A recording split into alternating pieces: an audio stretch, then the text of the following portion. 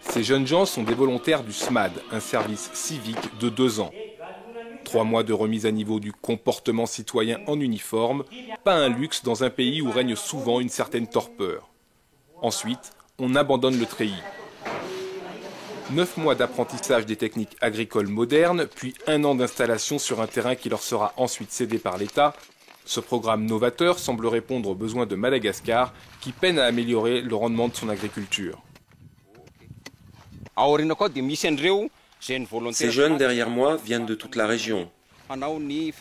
Ils sont volontaires pour une formation militaire et en même temps professionnelle. Le régiment de Swavin, spécialisé dans le domaine agricole, accueille la première phase. Les candidatures ne manquent pas pour trouver les 60 volontaires par contingent. Dans ma famille, il y a de la terre, mais pas assez pour moi.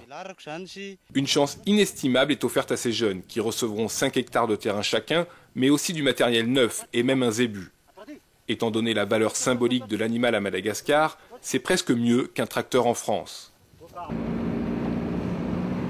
La terre, c'est celle de Bemanta, à 9 km de la route nationale. La première promotion y est déjà installée. Il y a 6 mois, donc, il n'y avait rien ici, rien. Mais là, maintenant, on a une piste. Et on a construit même aussi un barrage pour alimenter en eau donc, ces cultures-là. Les jeunes ont travaillé avec ardeur, transformant déjà le paysage. Du riz, des pommes de terre, du pois du Cap, les cultures sont variées. Après la formation, nous allons continuer à collaborer avec mes camarades en créant une coopérative.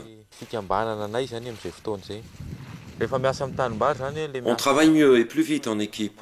Le pari est en effet loin d'être gagné. La production n'est pas garantie et si elle dépasse l'autosuffisance, il faudra encore lui trouver des débouchés. D'ici 6 mois, ils seront lâchés, mais quand même contrôlés par les moniteurs agricoles de l'armée.